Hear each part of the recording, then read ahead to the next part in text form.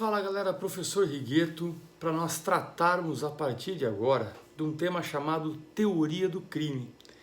Esse tema Teoria do Crime faz parte de um material que eu vou encaminhar para vocês no material didático e eu começo a destrinchar os conceitos de crime e suas características, assim por diante, coisas até que vocês chegaram a abordar lá no livro do André Stefan.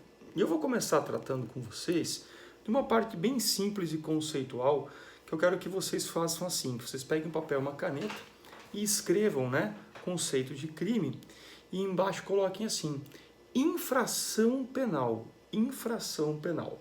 Eu quero que vocês puxem dois tracinhos, infração penal, crime ou delito, infração penal, contravenção. Então você vai puxar, crime ou delito e contravenção penal. Qual o conceito básico, de crime? Regra geral, ele é um fato típico, antijurídico e culpável. Qual que é o conceito de uma contravenção? Um fato típico, antijurídico e culpável. Gueto, mas então como é que eu vou saber? Infração penal nada mais é do que um gênero. Infração penal é um gênero das espécies crime ou delito e contravenção. Se você pegar outros direitos, direito chamado direito comparado, por exemplo, olhar o direito italiano, lá você vai encontrar assim, crime, delito e contravenção. No Brasil não, no Brasil você encontra contravenção e crime. Crime e delito é a mesma coisa, a contravenção está embaixo. A diferença de um e de outro é que o crime é todo fato típico, antijurídico e culpável punido com reclusão ou detenção. Enquanto que a contravenção, que é chamada também de crime anão, ela é o fato típico, antijurídico e culpável, punido com prisão simples ou multa. Se você olhar lá no conteúdo, certo? Do último slide, do nosso último slide, quando nós falamos do artigo 9, 10, 11, 12, principalmente ali quando eu falo da comparação entre as penas aplicadas no estrangeiro e no Brasil, eu explico inclusive as diferenças de reclusão, detenção, do regime fechado, semiaberto e aberto, E eu não falo lá, obviamente, de prisão simples e multa. Multa até a gente comenta, é uma modalidade de pena, A prisão simples, ela é como se fosse uma prisão aplicada hoje na área civil, porque existe um único caso chamado prisão civil, que é para quem deve pensão alimentícia. Então a prisão civil é uma prisão que o preso não fica na cela, ele fica no pátio, ele não fica misturado com os demais, ele não tem obrigação de trabalhar, enquanto que o preso comum tem obrigação de trabalhar. Então assim, feita essa definição de crime e contravenção, as pessoas perguntam assim, mas e quem escolhe se uma conduta vai ser crime, quem escolhe se uma conduta vai ser contravenção? Quem escolhe isso é o legislador. É ele que diz, na verdade, certo?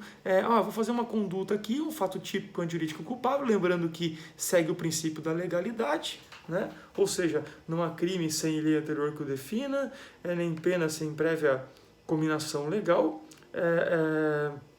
e automaticamente, ele vai dizer, essa conduta aqui eu acho que ele afeta o bem jurídico de uma maneira muito simples, então eu vou chamá-lo de contravenção. E aplica isso no decreto de contravenções penais, certo? Então, automaticamente, o que vai acontecer? Disparo de arma de fogo em via pública. Antigamente, o disparo de arma de fogo em via pública era uma contravenção penal. Era punido com prisão simples ou multa. Perturbação do sossego, é uma contravenção penal. Que mais? Vamos ver aqui. Exploração do jogo do bicho, certo? Também na verdade, uma contravenção penal. Porém, com o passar do tempo, aquele disparo de arma de fogo em via pública foi revogado lá do decreto da contravenção e passou a ser o artigo 15 do Estatuto do Desarmamento, com pena de reclusão de 2 a 4 anos, detenção de 2 a 4 anos, ou seja, se transformou num crime. Então, toda vez que você visualizar a questão ali básica, você vai perceber o seguinte, como é que eu sei a diferença de um crime e contravenção, chamado critério prático. O legislador é que escolhe e a distinção de crime e contravenção é tão somente a pena.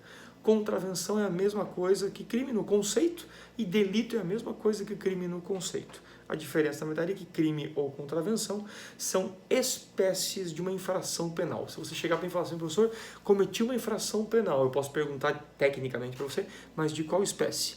Crime ou contravenção? Porque se for contravenção, a sanção é mais leve. Se for crime, a sanção pode ser mais severa. Perfeito? Feito isso, tá? Nesse slide, né, nessa primeira parte da teoria do crime, que eu vou denominar como teoria do crime parte 1, a gente tem daí 3 aspectos do conceito de crime. Nós já vimos isso em momentos anteriores, quando nós tratamos lá do conceito de direito penal, né? do conceito de direito penal. Então, o que acontece? No conceito de direito penal, nós também vimos, né, a parte do direito penal material, formal e assim por aí. Agora é a parte do crime. O que é um crime no seu aspecto material? É a conduta humana que lesa ou expõe a perigo um bem jurídico tutelado pela lei penal. Lembra? Aspecto material humano. Humano afrontando a norma. Aspecto formal. Diz que crime é todo fato humano contrário à lei. Lá na conduta humana, no aspecto material, é aquela conduta humana que expõe a perigo ou lesa um bem jurídico. Conduta humana, bem jurídico, aspecto material. Qualquer conduta humana, qualquer fato humano que contraria a lei é crime. Isso é um aspecto formal. E o aspecto analítico, que é o que nós vamos estudar na sequência, diz, na verdade, que crime aquele que o aspecto analítico é aquele que busca estabelecer a estrutura de um crime, certo? Lembrando que existem, em tese, 2 correntes, tem 3, mas a gente vai trabalhar com 2, a corrente bipartida e tripartida, né? Ou seja, a bipartida diz que crime é fato típico e antijurídico. A tripartida diz que ele é fato típico, antijurídico e culpável. Peças de um quebra-cabeça que sem uma delas não vale o restante. Tá? Então a bipartida é fato típico e antijurídico.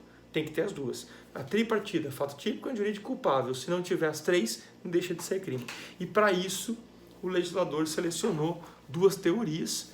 Tá? Uma teoria chamada teoria clássica, tá? Que alegava que o dolo e a culpa eram elementos da culpabilidade, sendo assim a culpabilidade fazia parte do conceito de crime, sendo ele fato típico, antijurídico e culpável. A teoria clássica é definida por diversos professores, né? Por exemplo, o professor Jorge Krieger é um que defende a teoria clássica, e a teoria finalista. O que a teoria clássica entende? Que além de estar prevista em lei, de ser contrário à lei, típico e antijurídico, ele tem que ter a culpabilidade com um grau de discernimento para ser considerado crime. Enquanto que a teoria finalista, defendida, por exemplo, por mim e pelo professor Flávio Schlickmann, né, diz que o dolo e a culpa não fazem parte da culpabilidade, fazem parte do fato típico. Então, logo, a culpabilidade ela não precisa fazer parte para conceituar um crime, e sim deve existir para que eu valore a tua conduta e atribua a você responsabilidade ou não. Então, eu tenho lá, né, fato típico e antijurídico. Está previsto em lei, é contrário à lei? Sim, então tu cometeu um crime. Agora eu vou avaliar se você tem grau de discernimento para lhe aplicar uma pena. Enquanto que na teoria clássica, o juiz vai perguntar, está previsto em lei? Tá. É contra a lei? É. Você tem discernimento? Ah, não tem, então não é crime. Eu não concordo. Eu e o Flávio não concordamos. Nós entendemos que o crime deve seguir o aspecto, né, analítico pela teoria finalista. E a teoria finalista diz que crime é fato típico e antijurídico. É um conceito bipartido. Não está errado se você eventualmente responder uma questão com a teoria tripartida. A única relação que você vai ter que dizer é que a teoria tripartida está ligada à parte clássica, a teoria clássica do direito penal. Então, logo, esse nosso primeiro tema chamado teoria do crime, né, aspectos aí, né, conceito de crime e contravenção, aspecto formal, material e analítico, teoria clássica, teoria finalista, conceito tripartido e conceito bipartido, né. Na parte 2 a gente vai trabalhar, né, então com a estrutura do crime, né, com os tipos dolosos e culposos, vamos falar de dolo direto, dolo indireto e assim por diante, tipo objetivo, tipo subjetivo. A gente vai começar a destrinchar toda a parte do crime e vocês vão recebendo meus vídeos no decorrer da semana, tá bom? Grande abraço a todos, bons estudos, né, e até a próxima.